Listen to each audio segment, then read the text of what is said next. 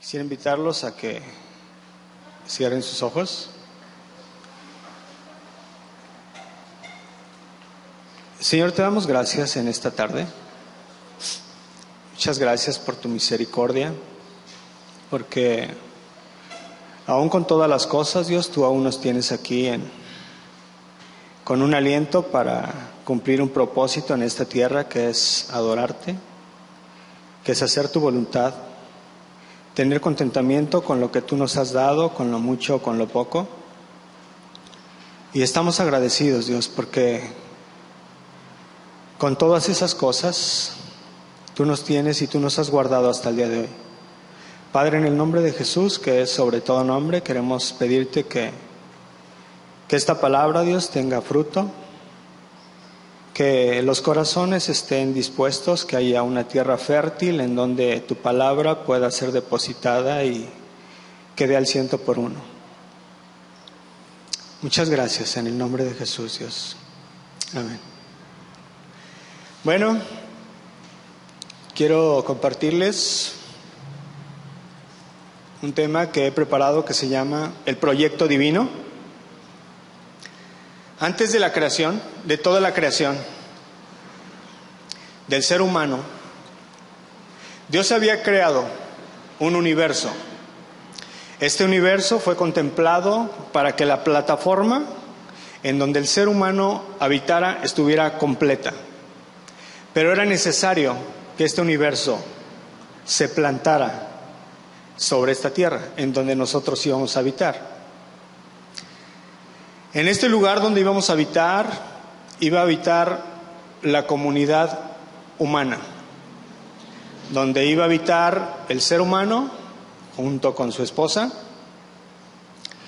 y el hombre es creado en relación directa con su creador. Cuando Dios crea al hombre, la Biblia dice que Dios del hombre crea a la mujer, y tal vez esa sea una de las razones porque el hombre tienda más a caer que la mujer, porque el hombre fue creado de la tierra misma y la mujer de la costilla del hombre. Entonces, cuando nosotros encontramos en la caída, nos damos cuenta que una de las partes originales, y que es probable que porque el ser humano tienda más a caer, es porque fue sacado de la tierra misma, de la tierra pura. Cuando nosotros analizamos Génesis, nos damos cuenta que la ciencia, el siglo pasado, descubre que el ser humano tiene los 19 elementos y los 2 componentes que la misma tierra produce. Es decir, que si tú comes de los alimentos que la tierra produce, te vas a enfermar menos. Vas a ser más completo en tu salud. Vas a caer menos, vas a tender menos, porque como tiene los mismos componentes que tú y yo tenemos, se nutren a sí mismos. En Génesis 2:7, si me acompañas. ¿Sí lo tienes?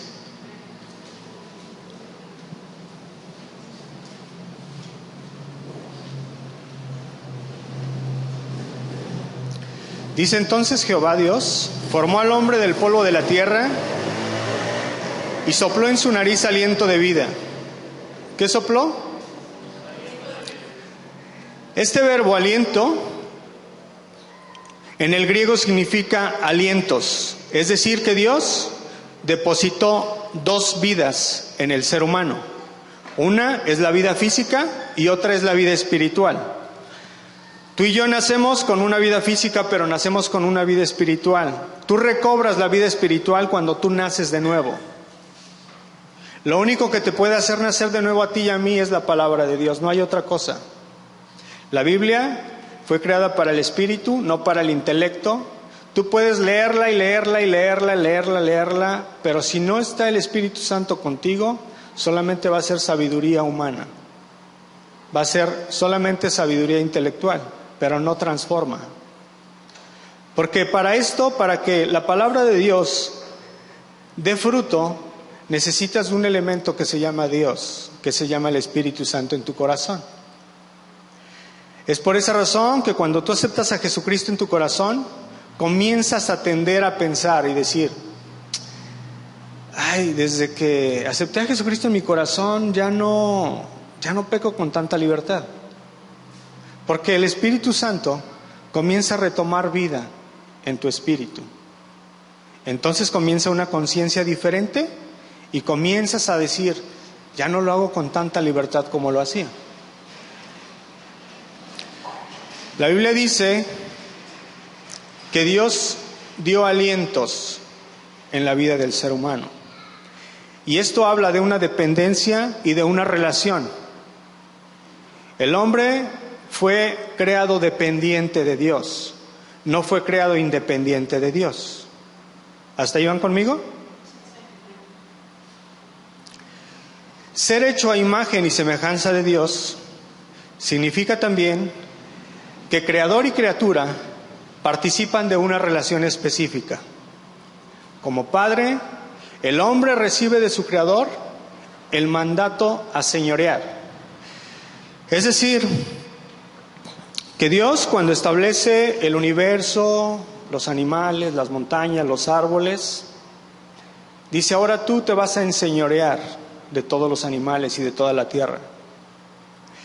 Pero si el ser humano no cumple con este propósito, solamente sería un objeto. Pasaría de ser un sujeto a un objeto. Pasaría a ser como una montaña más, como un árbol más, como un volcán más, porque no se enseñorea. Entonces pasa a ser igual que todo. Deja de ser sujeto para convertirse en objeto. En esta área de señorear, si el ser humano no ve al otro compañero, sino que lo utiliza como objeto, atenta contra la imagen de Dios. Mira, tú tienes tu esposa, tú tienes tu esposo. Cuando tú ves a tu esposo o a tu esposo como un objeto, atentas contra Dios. Porque tu esposo o tu esposa no son objetos, son sujetos, que tienen una misma igualdad y que Dios, en su misericordia, nos ha mandado a enseñorearnos de lo que hay en la tierra. ¿Hasta ahí vamos bien? Es decir, que cuando tú faltas al respeto a tu esposo o a tu esposa, el plan original con el que Dios te creó no se está cumpliendo. Estamos errando. ¿Y qué con todo esto? Esto significa que la comunidad divina se proyecta en esta comunidad humana, en dos personas.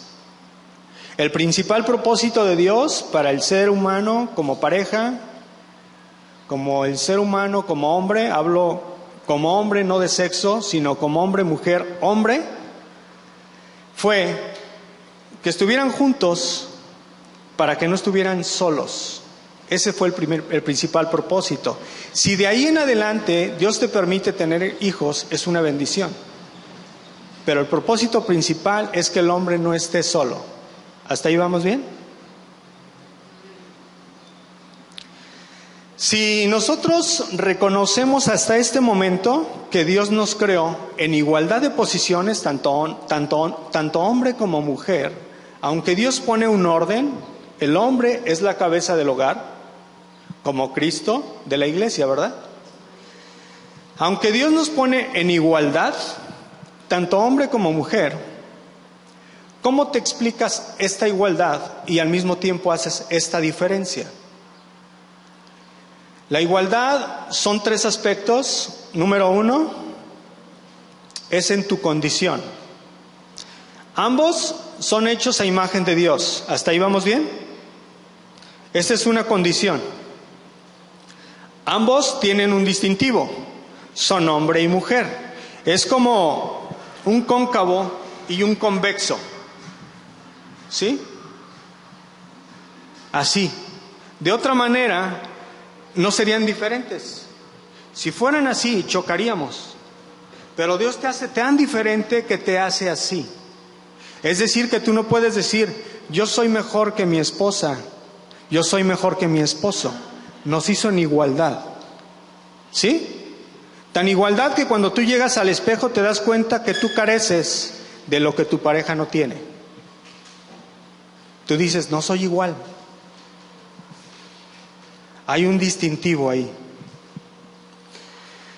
Pero con todo ello, Dios nos permite relacionarnos. Si el uno ve al otro a la imagen de Dios, entonces la posibilidad de relacionarse tiene que ser exacta, tan exacta que cuando tú te encuentras con tu esposo o con tu esposa en la intimidad. ¿Hasta ahí vamos bien? ¿Hasta ahí vamos bien? Número 2, en su vocación. Ambos reciben el mandato de señorear la tierra. No le dijo, tú, Adán, vas a gobernar la tierra y todos, y a tu esposa también.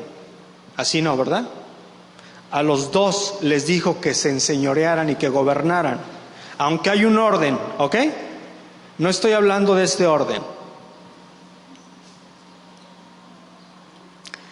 A ambos Dios les encarga la reproducción y el cuidado de los hijos. O tal vez cuando te casas dices, no, es que yo me voy a casar como hombre y el cuidado de los hijos pues es la esposa, ¿verdad? Y yo me voy de vacaciones, 16 años y luego regreso. ¿Así es? No. ¿Para quién es? Para ambos. ¿Estamos?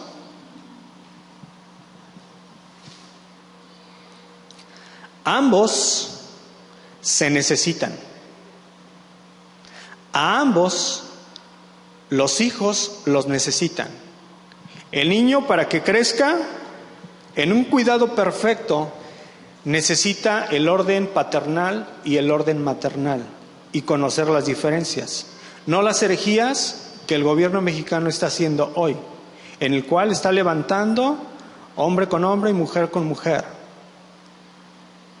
Los gatos con los gatos no se reproducen, pero tampoco las vacas con las vacas se reproducen. Hay un desorden, hay un desequilibrio, hay una blasfemia. Se está atentando en contra del orden de Dios. El ser humano, como bebé, necesita figurar al padre como la madre para que haya un equilibrio. Tú no eres suficiente cuando habitas solo para tus hijos. Va a haber un desequilibrio. Las estadísticas a nivel mundial dicen que los hijos que crecen sin padre o madre, la mayoría de ellos terminan mal. Hay una desviación, porque no fue el orden correcto de Dios.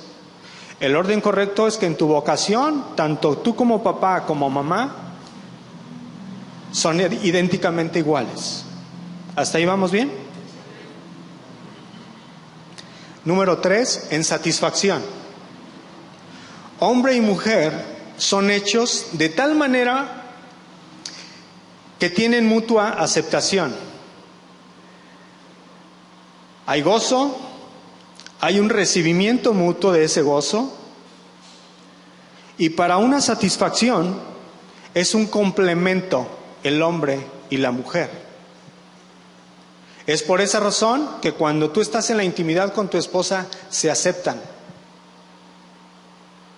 Entonces, en esos 3 órdenes, lo que la Biblia dice es que Dios ha creado figuras completas, con un orden exacto, con diferencias, pero con una misma vocación y en igualdad de posición, aunque con un orden. ¿Hasta ahí vamos bien? Si la igualdad les permite esta relación y les permite una coparticipación y aceptación, su diferencia también les permite que tengan una individualidad y un crecimiento.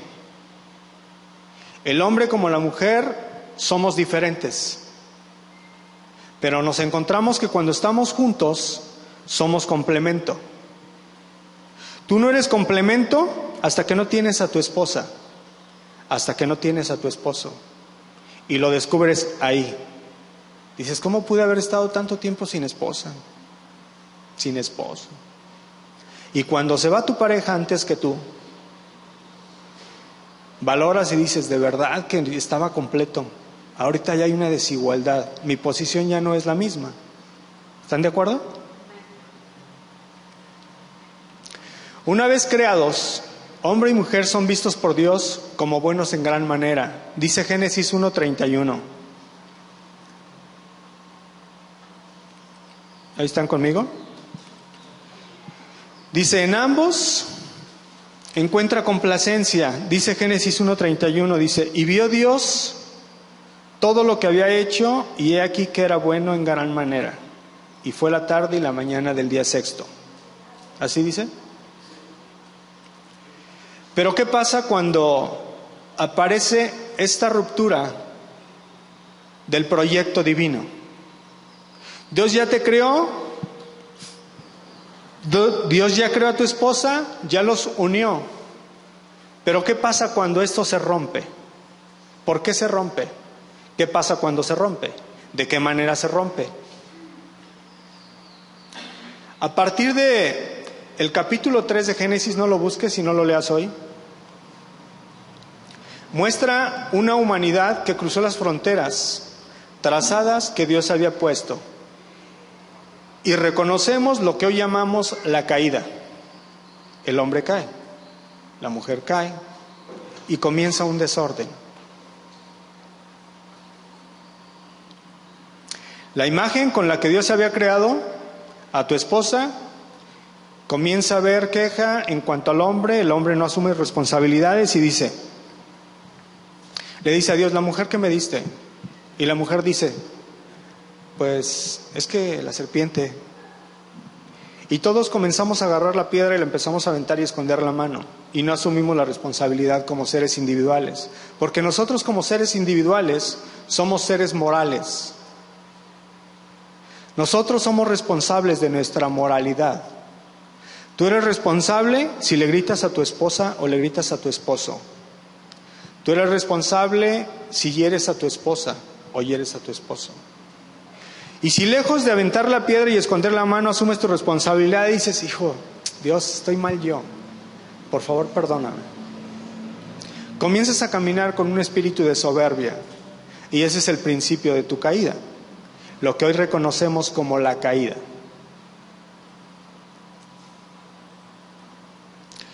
En Génesis 2:17, hoy no lo busques, solamente quiero decirte, esto ya lo conocemos.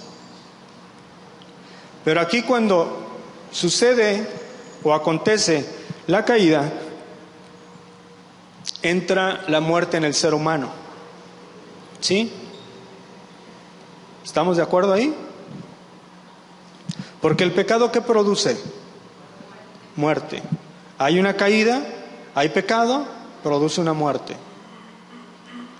Esta muerte afectó tanto la capacidad de la relación del ser humano, de Adán, el hombre, porque se esconde de Dios. No lo busques, eso ya lo conocemos. Se avergüenza de sí mismo y se comienza a tapar. Y es el comienzo de las religiones. Todos quieren buscar a Dios de una manera incorrecta. Unos cubren su pecado con esto, otros cubren su pecado con esto, y otros empiezan a decir, no, es que yo quiero alcanzar a Dios de esta manera, y en un orden desequilibrado completamente. La Biblia dice que el único camino al Padre, que es ¿qué? Jesucristo. No hay otro camino. Entonces, comienzan a buscar cada quien de una manera independiente a Dios. Dicen, es que yo lo quiero buscar, pero si hago esto y hago estas obras y estos peregrinajes y estos rituales y estos y estos y estos y estos, voy a llegar a Dios. Ahí comienza, ahí nace.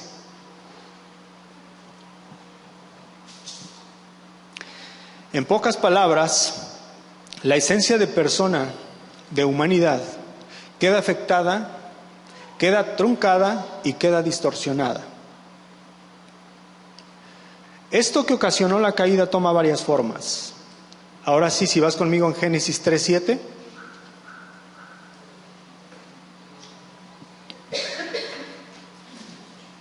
¿Lo tienes? Vamos a leer 3:7, 3:8, el 11 y el 12. Dice 3:7. Entonces fueron abiertos los ojos de ambos y conocieron que estaban desnudos. Entonces cosieron hojas de higuera y se hicieron delantales. 8. Y oyeron la voz de Jehová Dios que paseaba en el huerto al aire del día, y el hombre y su mujer se escondieron de la presencia de Jehová Dios entre los árboles del huerto.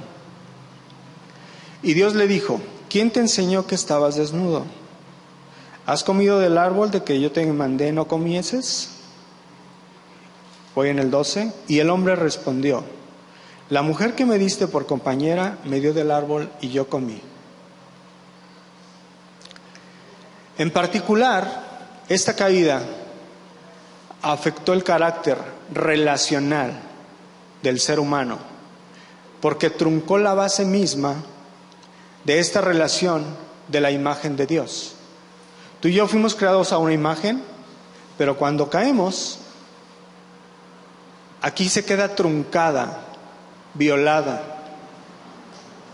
con la imagen con que Dios nos creó. Y no por sí mismo, porque Dios nos creó a una imagen truncada, sino porque la caída nos hace pensar y nos hace saber que ahora el culpable de mi caída es mi esposa, y si no la serpiente, menos yo. Y la Biblia, cuando habla de que Adán pecó, habla que él fue un representante por todos los seres humanos en la tierra. En México, cuando yo le digo a Pito Pérez: oye, necesitamos matar al que vive allá, que se llama Pito Pérez 2. Y una vez que lo descubren y lo agarran, que él mató, como yo soy autor intelectual, yo tengo la misma responsabilidad moral que el que jaló el gatillo. Es lo mismo que hizo Adán. Él nos representó y nosotros estábamos ya ahí cuando nosotros caímos. Entonces no puedo decir yo de una manera tan trivial o tan barata: ¿yo por qué tengo que pagar algo que yo no hice? Si yo tengo un representante legal. ¿Me explico?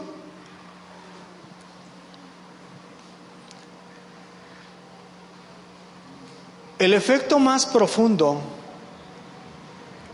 se nota en el manejo de diferencias en esta relación caída.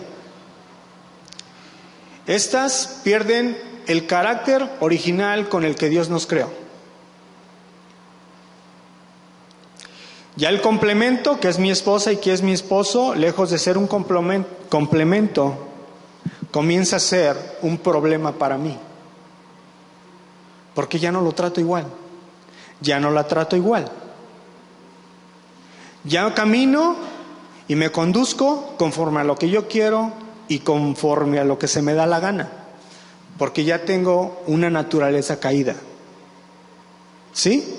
¿Hasta ahí vamos bien? Y comienza a decir el varón: la mujer que me diste por compañera. El hombre deja de ser el compañero que miró acertadamente a la esposa cuando le dijo: tú eres carne de mi carne. Ya no lo ve igual. El proyecto que Dios había establecido, el proyecto original, el ser humano como hombre lo distorsionó. Génesis 2:23 dice: dijo entonces Adán: esto es ahora hueso de mis huesos y carne de mi carne. Esta será llamada varona, porque del varón fue tomada. Hoy, yo como hombre me convierto en acusador, más que asumir mis responsabilidades morales. Es que la mujer que me diste. Y una buena pregunta sería: ¿en dónde estaba yo cuando mi esposa comió del fruto?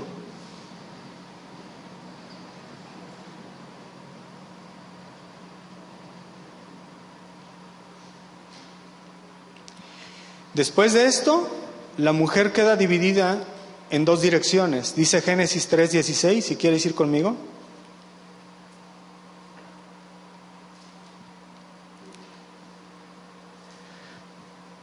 Dice: a la mujer dijo: multiplicaré en gran manera los dolores de tus preñeces, con dolor darás a luz los hijos, y tu deseo será para tu marido, y él se enseñoreará de ti. Aquí hay dos cosas. Una, como la mujer queda dividida, por un lado,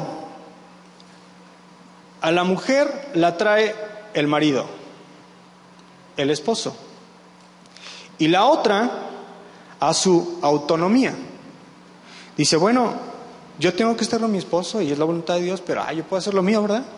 O sea, ¿para qué lo quiero? Si no lo quiero hacer, lo hago yo. Si no me apoyas, no me importa, yo trabajo, yo subo, yo bajo, yo esto. No me importa, si te quieres ir, vete. Después de esta naturaleza caída, comienza un desorden, hay un desequilibrio.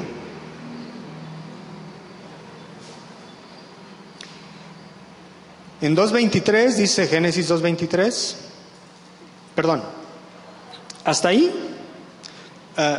retomando, cuando queda esta distorsión y está dividido, y comienza la autonomía en la cual le puedo decir yo como mujer, yo puedo, dice la esposa, no me importa si no me ayudas, yo lo puedo hacer sola. El varón asume otra responsabilidad. Ahora la explota y le dice, no, tú vas a hacer las cosas como yo quiero. Y si no, conmigo te las vas a ver. Comienza una actitud machista. Hoy el hombre ya la ve diferente, le cambia el nombre, ya no es varona. Dice Génesis 2.23, ahora sí vamos ahí. Dijo entonces Adán, esto es ahora hueso de mis huesos y carne de mi carne, esta será llamada varona, porque del varón fue tomada. Y en Génesis 3.20, fíjate cómo le llama en Génesis 2.23 y fíjate cómo le llama en 3.20. Dice, y llamó a Adán el nombre de su mujer, ¿qué? ¿Por qué? Ok, y cuando habla de esto, la mujer pasa a ser solamente un medio para lograr un fin. ¿Te das cuenta? Ya no es una mujer, ya es un objeto. Se va distorsionando. ¿Hasta ahí vamos? La sexualidad se ha reducido a sexo, porque la mujer solamente es usada.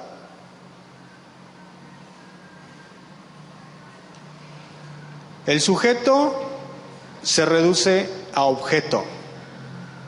La mujer ya no es una mujer, ya es un objeto. ¿Vamos viendo cómo se va distorsionando el orden de Dios? ¿Sí? Y esto ha traspasado hasta el día de hoy. De aquí en adelante, lo que nosotros presenciamos es una historia de acusaciones, explotación, un sinfín de proyección de problemas entre el varón, la mujer y los hijos. Y no quiero hablar tanto hoy acerca de tu familia. Cuando tú te casas, ¿quién es tu familia? Tu esposa y tus hijos. Tu papá, tu mamá y tus hermanos pasan a ser familiares tuyos. Ellos se convierten en tus familiares. Hoy tu familia es tu esposo y tu esposa y tus hijos. Por eso la Biblia dice dejar al hombre, a su padre y madre y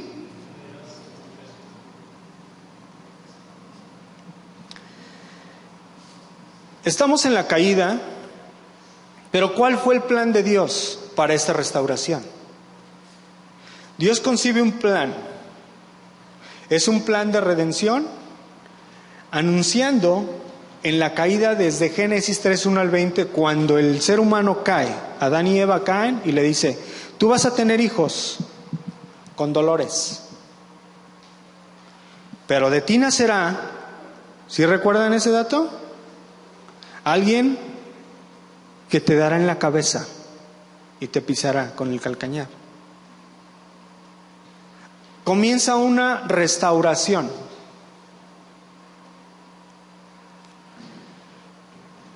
Juan 1:11 y 12. ¿Cómo comienza esta restauración de la caída? ¿Cuál era el objetivo principal de Dios para esta restauración? La presencia del Señor Jesús como Señor y Salvador significa que es la única posibilidad de conversión para que nosotros podamos ser rehechos o nacidos de nuevo, para llegar al plan original en el que Dios nos creó. Dice Juan 1:11, dice: a lo suyo vino y los suyos no le recibieron, mas a todos los que le recibieron, a los que creen en su nombre, les dio potestad de ser hechos hijos de Dios. Y en esta posibilidad y consecuencia hay una conversión, hay una posibilidad de que el ser humano regrese a su lugar original. Si tú vas con un psicólogo o con un psiquiatra, ellos nunca van a poder arreglar tu vida. Ellos van a tratar el asunto de la mente, pero no conocen el asunto del espíritu. Te van a dar solamente mejorales cuando tú necesitas una cirugía. No sirve. No funciona.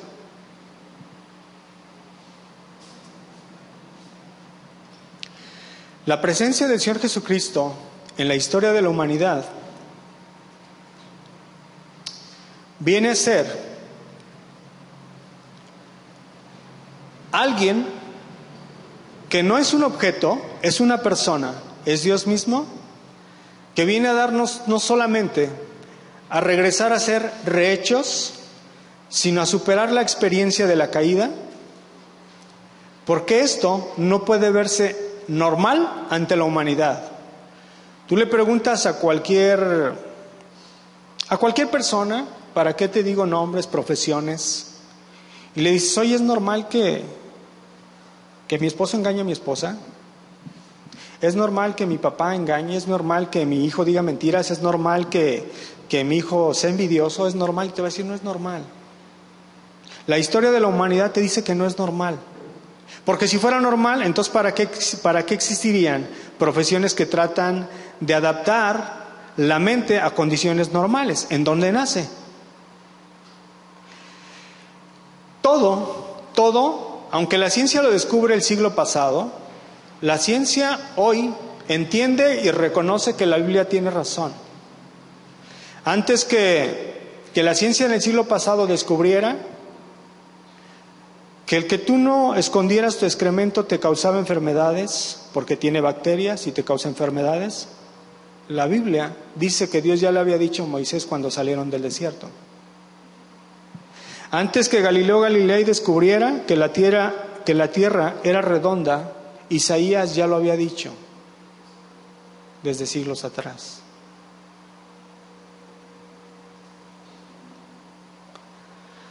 Cualquier nombre que tú le quieras dar a cualquier profesión, cualquiera, todos van a ser para un bien vivir del ser humano. Entonces la historia de la humanidad nos enseña que el desorden humano no es correcto. ¿Estamos? Porque ¿de dónde nace el que tú quieras amar a alguien, a tu esposa, a tus hijos, a tu vecino? ¿De dónde nace si no es de Dios? ¿De qué profesionista? ¿De dónde nace la compasión? ¿De dónde nace la misericordia? De la misma manera nacen los gobiernos. De la Biblia, Dios establece reyes, Dios establece jueces y comienza el orden. ¿De dónde nacen todos los idiomas? No hay ningún libro, por más histórico que tú te encuentres, que te vaya a enseñar en dónde nace la realidad del ser humano, que no sea la Biblia.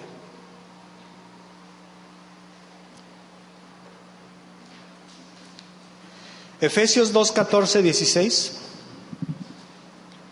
2:14, 15 y 16.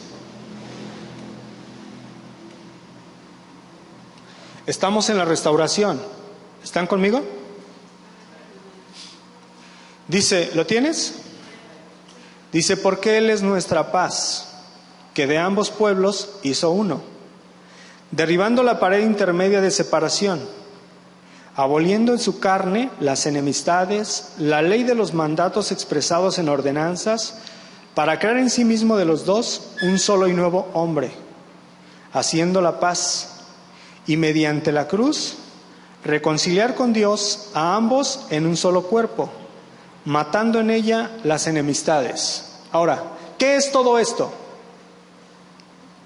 ¿Qué era todo esto? Las divisiones dadas a todo lo largo de la historia humana, de razas, educación, sexo, clase, desaparecen. Porque en Cristo ya no hay judío ni griego, ya no hay esclavo ni libre, no hay varón ni mujer. Génesis 3:28 dice: ya no hay judío ni griego, no hay esclavo ni libre, no hay varón ni mujer, porque todos vosotros sois uno en Cristo Jesús. Esto es donde comienza la restauración del Señor Jesucristo para nuestras vidas. Pero también Dios había planeado una avenida para que nosotros transitáramos en ella. ¿Qué era? Dios había traído algo más que una sola restauración de la imagen de Dios. Ha traído un modelo y también unos recursos. ¿Cuál es el modelo? A dónde debe ir la pareja y la familia. ¿Qué recursos seguir? Si vas conmigo a Efesios 5:21 al 23.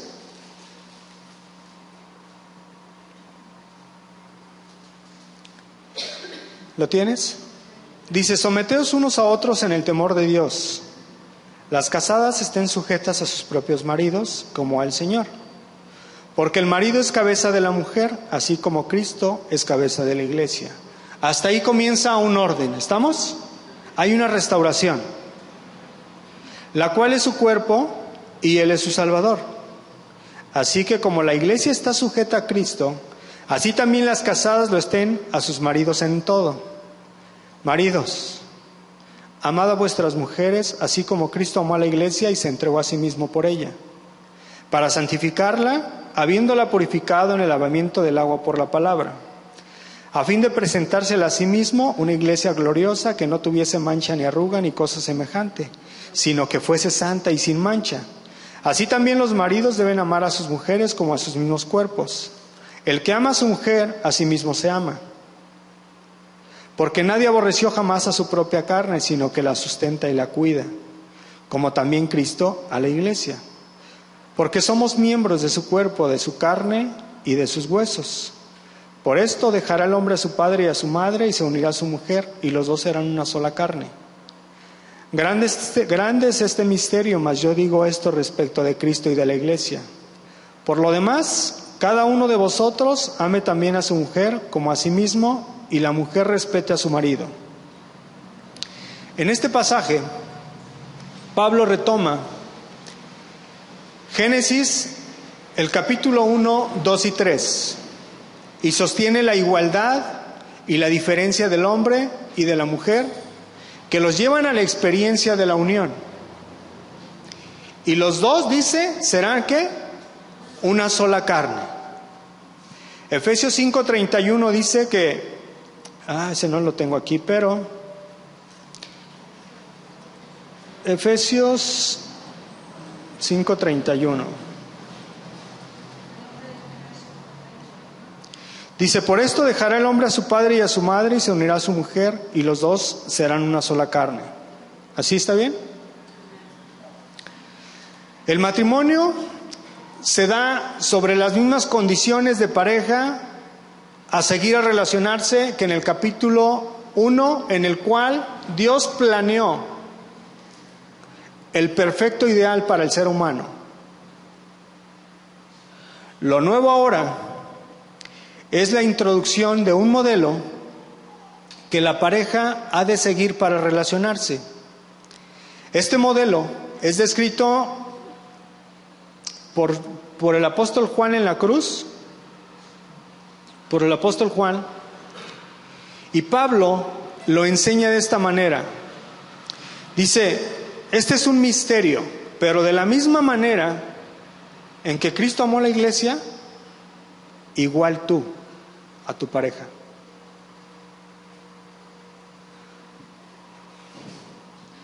¿Te acuerdas cuando noviabas? Tu novia no tenía ningún defecto, ni tu novio. Tu papá y tu mamá te decían 50,000 cosas y tú decías, no, estás viendo mal. Necesitas lentes, ¿eh? No había ningún defecto. Pero viene la caída y nos encontramos con muchos defectos. Pero necesitamos una restauración.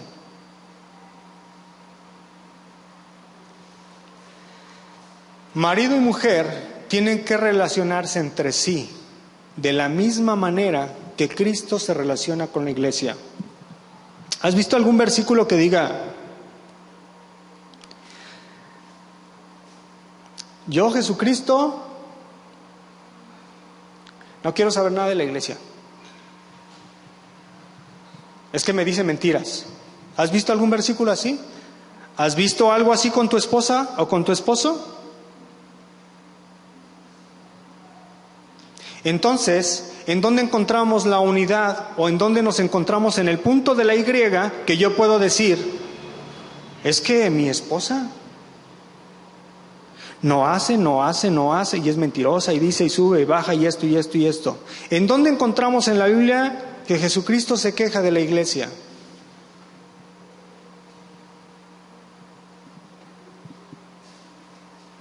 ¿Qué hace el Señor Jesucristo?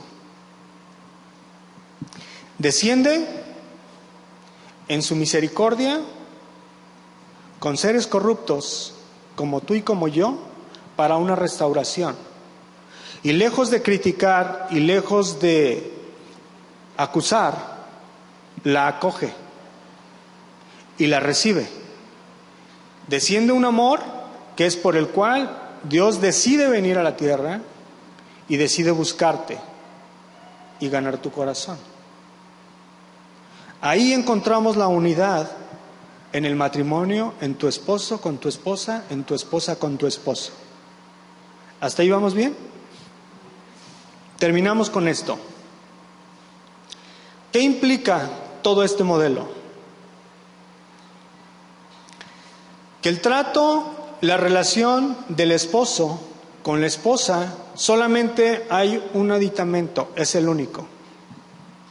El mismo que Cristo con la iglesia. ¿Cuál es? El amor. Ahí es donde nos encontramos nuevamente al plan original que Dios había contemplado. Todas estas montañas, todos estos árboles, todo este viento, toda esta luz, toda esta agua, y comienza la separación para ti y para mí. Aun cuando Dios nos conoce que nosotros íbamos a caer, Dios no nos juzga. Con todo ello, decide ir a la cruz. Y yo te pregunto hoy, ¿hasta dónde estás decidido a ir por tu esposa o por tu esposo? Sinceramente, si tuvieras que ir a la cruz, irías. Pero en su misericordia Dios decide que no vayas. Te pone algo más barato, que es amar. Ahí tú decides. Si estuvieras en un lugar de posición, ¿qué decidieras? ¿A dónde decidieras ir? ¿Qué sería más fácil para ti? Y la pregunta sería, entonces, ¿por qué no lo hacemos?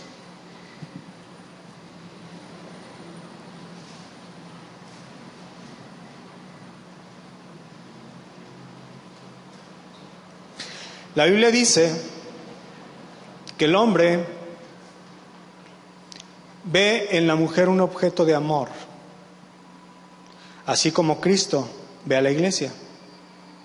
Este amor no apunta a una obligación. Hermano, cuando tú te casas con tu esposo y con tu esposa, los estados emocionales cambian a cada momento. Pero cuando te casaste, decidiste casarte. Esto quiere decir que decisiones gobiernan individuos. Tú decides casarte, entonces, si tú decides casarte, ¿Por qué hoy también no decides seguir amando? Porque los estados emocionales cambian a cada momento. En un momento quieres, en un momento le avientas el carro al de enfrente, en un momento te sientes mal, en un momento, ay, mi esposa, en otro momento. Cambian a cada momento.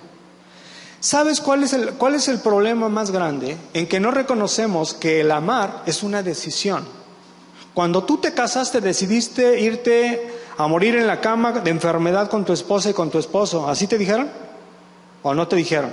En la enfermedad y ¿no te dijeron eso? Sí te dijeron eso, ¿verdad?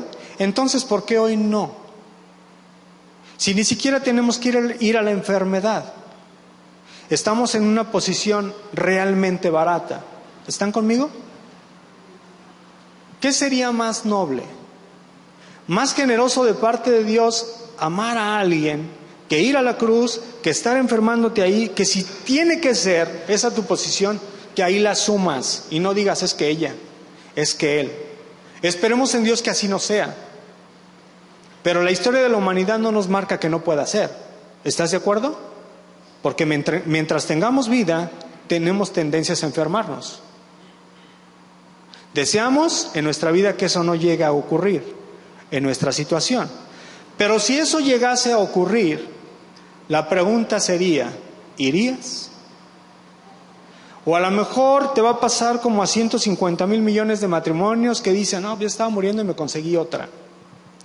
Me conseguí otro. ¿Hasta dónde están tus convicciones y tu decisión de amar hasta el final con el plan original con el que tú te casaste con tu esposo y con tu esposa?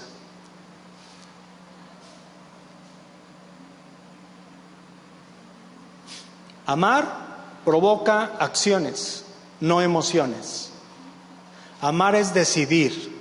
Las emociones se cambian a cada segundo.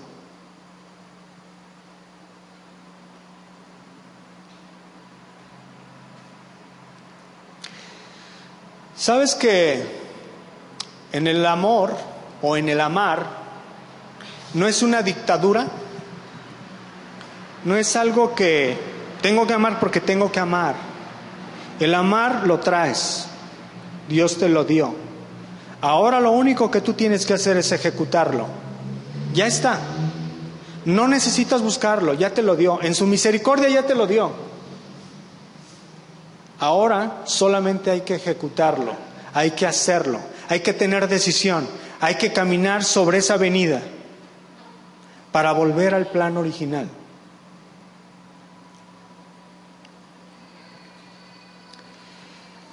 El amar, hermanos, o el amor, que nos quede claro, no es una entrega de cosas. Eso se llama religiosidad. Hiciste algo mal en la calle y te empieza tu mente, ay no, es que qué malvado. Y llegas con tu esposa y le dices que estaba pensando en ti, te traje esto. Y tratas de comprar, estamos mal. Eres un hipócrita ahí. Actuaste mal, vives mal y como consecuencia quieres volverte a cubrir tus pecados. Y para cubrirlos dices, bueno, es que te traje esto y te das la vuelta y ese eres tú. Un hipócrita bien hecho. Porque, ¿sabes qué? El que realmente somos tú y yo es cuando nadie nos ve. Cuando no está tu esposo y tu esposa contigo, ese eres tú. Cuando están tus hijos, cuando está tu papá, cuando está tu mamá, ¿qué chiste tiene? Como te están cuidando y como te están observando, pues, eres un ángel caído. Pero el que realmente eres tú es cuando nadie te observa, cuando todos te observan. Es decir, que cuando todos y cuando nadie eres una sola persona, eres genuino. No importa si te están cuidando o no te están cuidando. Ese realmente eres tú.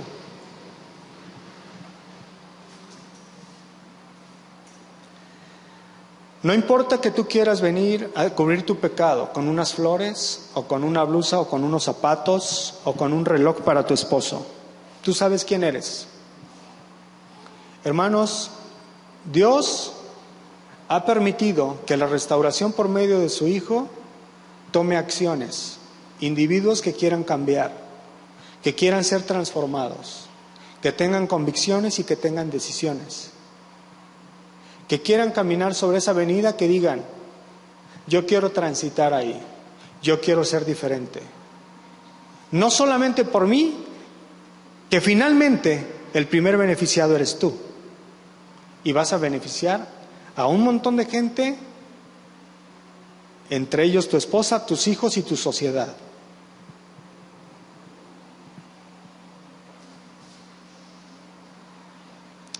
Cuando yo me entrego a mi esposa o a mi esposo,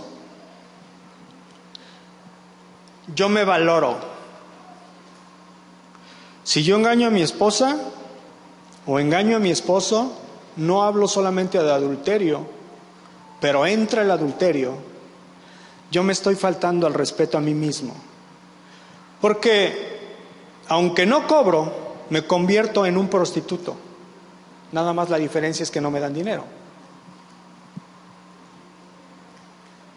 Pero soy una prostituta, soy un prostituto.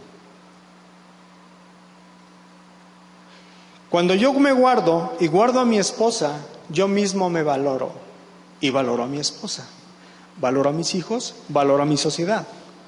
Porque los países fuertes son donde las familias son realmente sólidas. ¿Tú quieres ver una sociedad, un pueblo, una colonia, una cultura con solidez? La base, la única base es el matrimonio. Pero ¿qué pasa cuando yo no me valoro?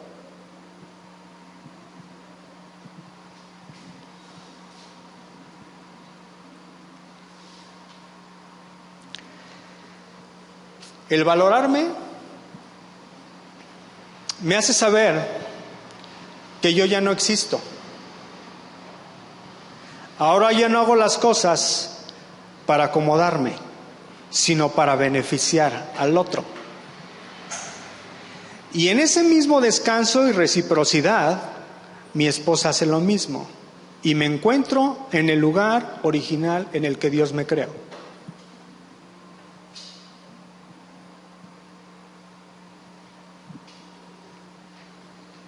¿Quieres ponerte de pie?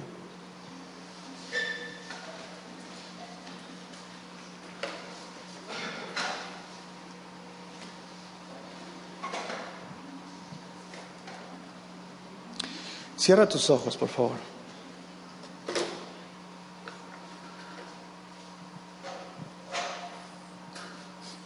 Padre, te damos muchas gracias por tu palabra. Gracias por la presencia de tu Espíritu Santo y por estar en medio de nosotros. Agradecemos, Dios, que nos hayas permitido llegar con bien, hablar tu palabra y que esta palabra lleve mucho fruto. Te doy muchas gracias por cada matrimonio representado aquí hoy, Dios. Yo te pido en el nombre de Jesús que tú les bendigas, que tú les guardes y que esta palabra lleve frutos, Dios. Padre, bendícelos en el nombre de Jesús.